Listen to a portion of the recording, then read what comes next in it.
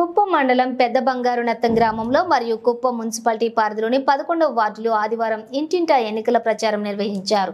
Kuppam assembly YCP assembly అభ్యర్థి MLC KRJ Bharat మరియు ఆయన సతీమణి దుర్గా పద్మిని. ఈ కార్యక్రమంలో Kuppam municipal chairman doctor Sudhir, Kuppam ZPTC ADS Sharvana, market committee chairman Vidyasagar, ward incharge TK Prabhakar Naidu, కౌన్సిలర్లు, వైఎస్ఆర్సీపీ నాయకులు, కార్యకర్తలు పాల్గొన్నారు.